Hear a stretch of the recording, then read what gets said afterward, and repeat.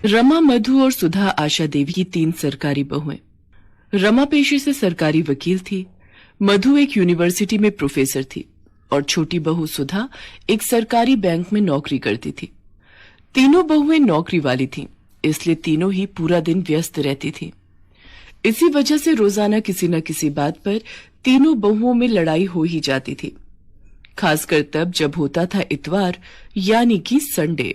क्या बात है आशा जी, आज सुबह सुबह सब्जी मंडी होकर आ रही हो? आज इतवार है ना, बहू बेटे देर से सोकर उठेंगे, सोचा घर पर क्या करूं, मंडी ही हो आती हूँ। अच्छा, आज तो तीनों बहुओं की छुट्टी होगी। चलो बढ़िया है, तीनों बहुएं सरकारी नौकरी वाली हैं। वैसे तीनों ही काम वाली हैं तो आपस में बर्तन खड़क ही जाते होंगे। अरे नहीं, मेरी तीनों बहुओं में बहुत प्रेम है, उनमें कभी कोई लड़ाई नहीं होती। अभी तक तो सब उठकर अपना अपना काम निपटा चुकी होंगी। अपनी वकालत घर में मत झाड़ो भाभी, मैं भी बड़े स्कूल में प्रोफेसर हूँ, मुझे भी गणित आती है। आलू के पराठे में प्याज नहीं डलेंगे, सिर्फ आलू पराठा ही बनेगा। अच्छा, मैं भी देखती हूँ कि तुम आलू के मसाले में प्याज कैसे नहीं मिलाती हो। तुम अकेली आलू का पराठा खाने वाली नहीं हो, हम सब हैं।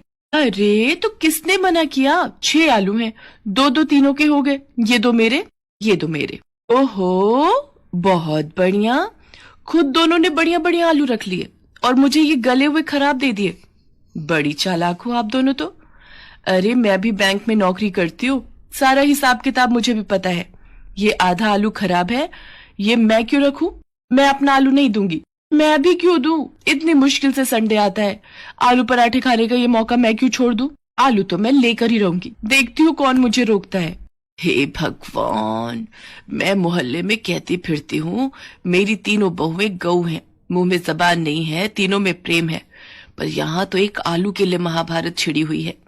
इतनी बड़ी सरकारी नौकरी करने वाली हो तुम, पर लड़ाई बिल्कुल बच्चों की तरह लड़ती हो। थैले में आलू रखे हैं, उबाल लो जितनी मर्जी। पता नहीं मेरे इस दुनिया से जाने के बाद। आशा के इतना कहते ही तीनों बहुएं उसके मुंह पर हाथ रख देती हैं। माँ जी, आज कह दिया, आगे से ना कहना।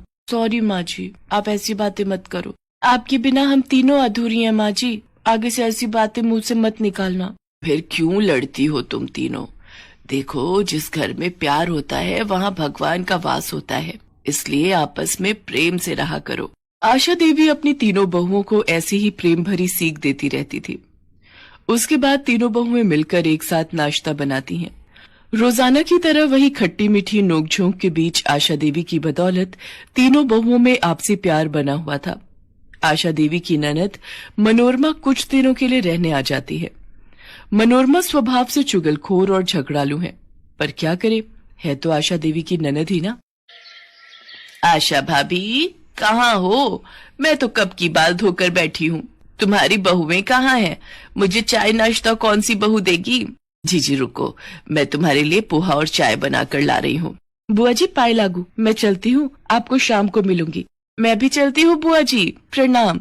ओहो, मुझे भी आज लेट हो गया। मधु भाभी रुको, मुझे अपनी स्कूटी पर जरा बस स्टैंड तक छोड़ देना, आज कैब बुक ही नहीं हो रही। ये बढ़िया बात रही, तीनों बहुएं काम पर निकल गईं, अब तुम सारा घर का काम करोगी।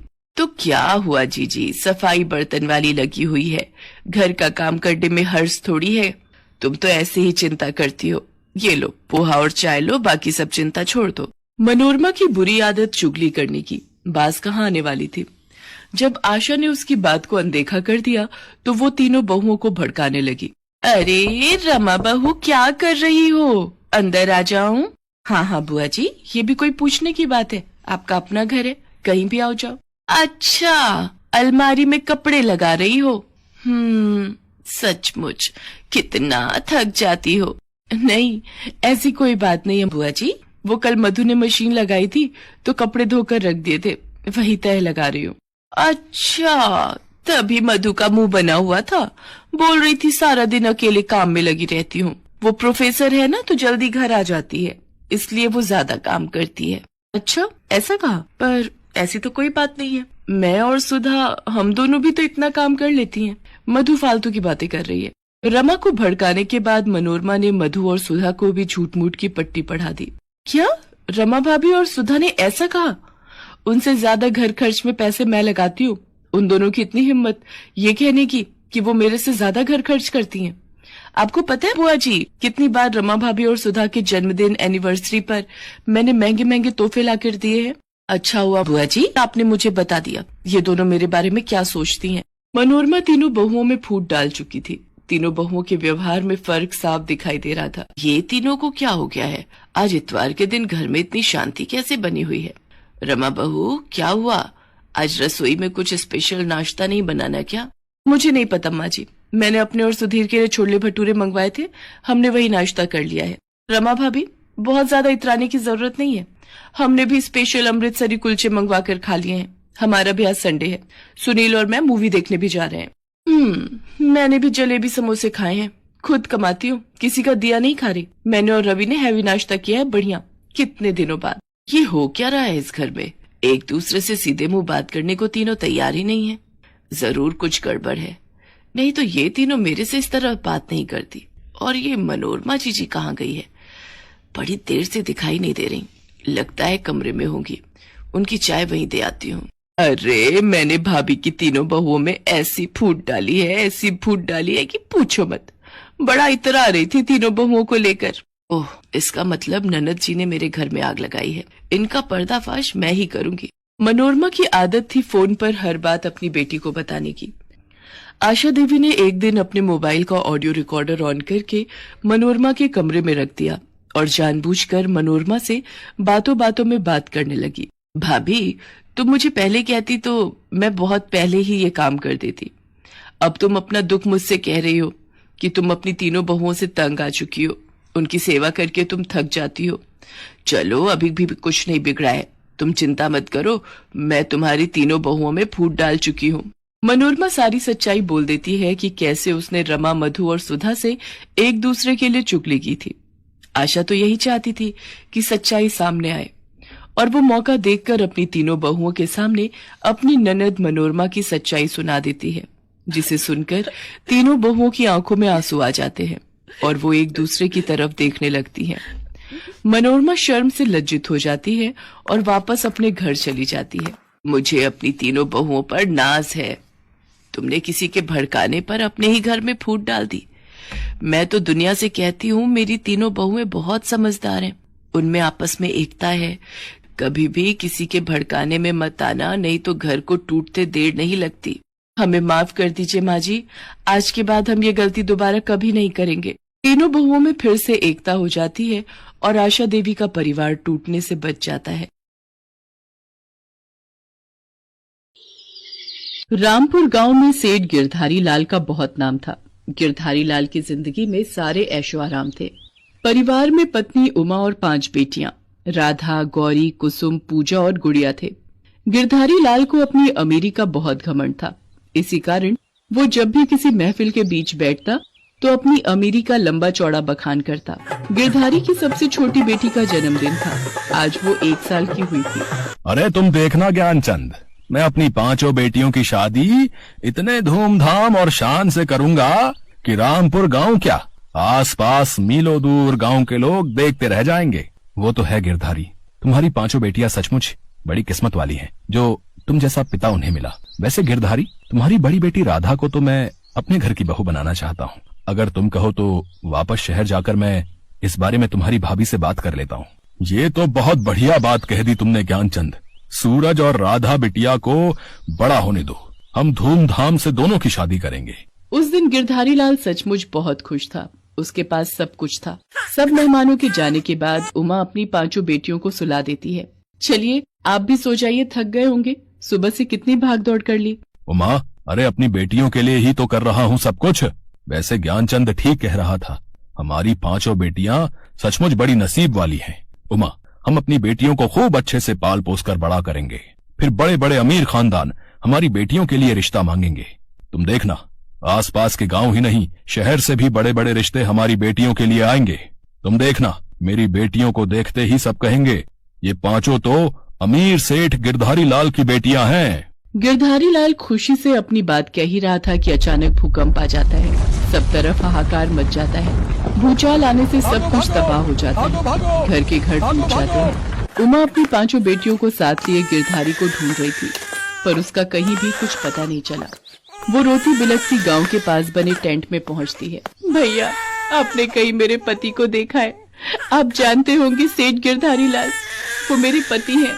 बहन, मैंने देखा था तुम्हारे पति के ऊपर लोहे का एक खंभा गिरा था। शायद वो अब इस दुनिया में नहीं है।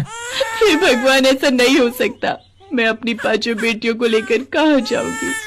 मैं यहाँ पर किसी को भी नहीं जानती हूँ। उमा अपनी 5 बेटियों को लिए टेंट में कुछ दिन रहती है, पर उसके बाद सब वापस अपने अपने घर लौटने लगते हैं। उमा का तो कोई घर ही नहीं था। वो शहर की बस में बैठ जाती है और शहर पहुंच जाती है। माँ, हम सबको बहुत भूख लगी है, कुछ भी खाने का ले लो, कल से हमने कुछ भी नहीं खाया है। हाँ हाँ राधा बिटिया, तू यहाँ पेड़ के नीचे इन चारों को लेकर बैठ, मैं अभी थोड़ी देर में कुछ खाने को लेकर आती हूँ। इन सोने की चूड़ियों को बेचकर कुछ पैसे मिल जाएंगे, कुछ दिन गुजारा चल जाएगा, फिर मैं कोई काम ढूंढ लूंगी। उमा शहर में बनी एक सुनार की दुकान पर जाती है और अपनी सोने की चूड़ियां बेचती है। 40,000 रुपए मिल जाएंगे इन चूड़ियों के। हाँ हाँ दे दीजिए, मैं इन पैसों से कोई काम शुरू कर लूंगी। पहले सबके लिए कुछ खाने को ले जाती हूँ। उमा सड़क पर अभी रुपए गिन ही रही थी कि तभी एक चोर उसके हाथ से सारे रुपए छीनकर भाग जाता है। चोर चोर, कोई पकड़ो, मेरे रुपए लेकर भाग रहा है, कोई मदद करो। उमा चीखती चिल्लाती रही, पर किसी ने भी उसकी आवाज पर ध्यान नहीं दिया। चोर उमा के हाथ से सारे रुपए लेकर भाग गया। उमा के हाथ खाली हो गए, उसके पास कुछ भी नहीं बचा था। वो खाली हाथ ही बच्चों के पास वापस लौट आती है।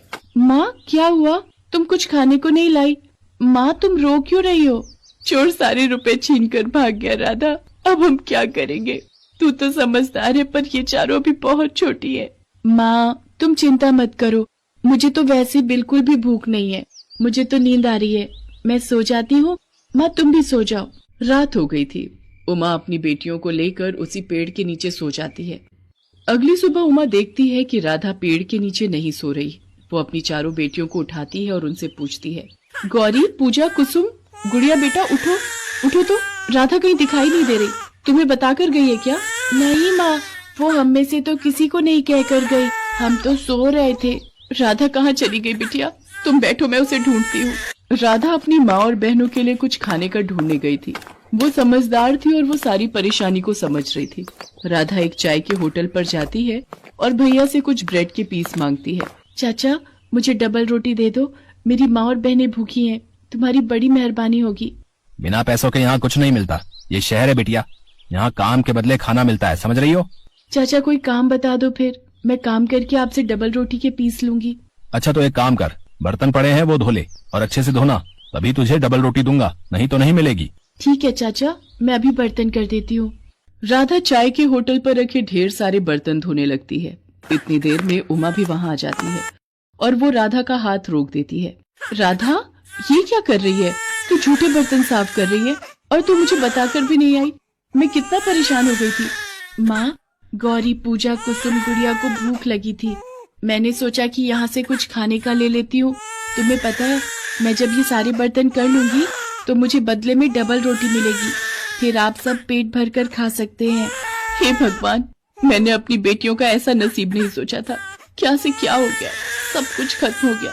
हट बिटिया, मैं बर्तन कर लूंगी, तू अपनी बहनों के पास जाकर बैठ, मैं खाना लेकर आती हूँ। उमा सारे झूठे बर्तन धो देती है और बदले में चाय वाला उसे डबल रोटी के पीस दे देता है। उमा अपनी बेटियों को लेकर ऐसे ही दर दर भटक रही थी। चलते चलते एक दोपहर उमा सड़क पर बेहोश हो जाती है। तभी वहाँ से एक औरत गुजर रही होती है। राधा उसके पास गई और विनती करने लगी, हमारी मदद करो, हमारी माँ बेहोश हो गई है। घबराओ नहीं बेटा, मैं अभी देखती हूँ। ड्राइवर, जरा देखो क्या हुआ है। मैडम, लगता है गर्मी से बेहोश हो गई है, इन्हें हॉस्पिटल ले जाना पड़ेगा। बच्चों, तुम मेरी गाड़ी में बैठो, मैं तुम्हारी माँ को हॉस्पिटल ले चलती हूँ। वो औरत एक एनजीओ चलाती थी जहाँ पर वो गरीब और बेसहारा लोगों को पनाह देती थी। उस औरत की मेहरबानी से उमा और उसकी बेटियों को रहने की जगह मिल जाती है। आपका बहुत बहुत शुक्रिया, आपने मेरी इतनी मदद की।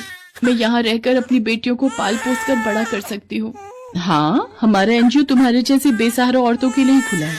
तुम्हारी बेटियाँ यहाँ पर रहकर पढ़ लिख कर अपने पैरों पर खड़ी होंगी। अब तुम आराम से यहाँ रह सकती हो। तुम्हें यहाँ रोजगार भी मिलेगा। यहाँ पर सिलाई, कढ़ाई, बुनाई, अचार, पापड़ और कई तरह के रोजगार से तुम पैसे कमा सकती हो और उन पैसों से अपनी बेटियों को पाल पोस कर बड़ा भी कर सकती हो। गिरधारी लाल और उमा की पांचों बेटियों का नसीब उन्हें कहां से कहां ले आया था। जिन बेटियों को राज सुख मिलने का सपना गिरधारी लाल ने सोचा था, आज उसकी वही बेटियां अपनी माँ के साथ एक एनजीओ में रह रही थी।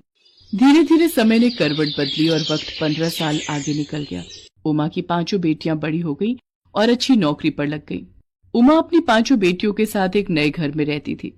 एक दिन जब वो घर लौट रही थी, अचानक उसकी मुलाकात ज्ञानचंद से हो गई। ज्ञानचंद को लगा कि भूकंप के मलबे में गिरधारी का सारा परिवार खत्म हो गया, पर अपने सामने उमा को देखकर ज्ञानचंद की आंखों में आंसू आ गए।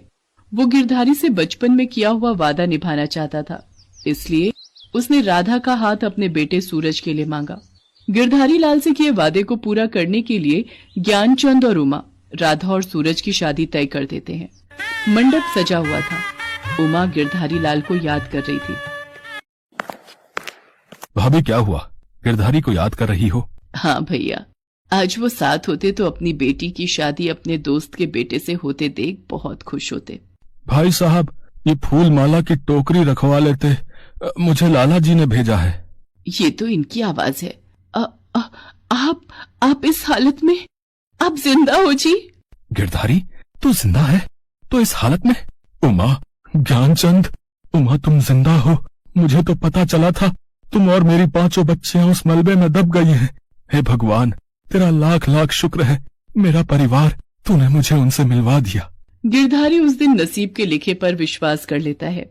वो उमा के साथ मिलकर अपनी बड़ी बेटी राधा को आशीर्वाद देता है और अपनी 5 बेटियों को गले से लगा लेता है।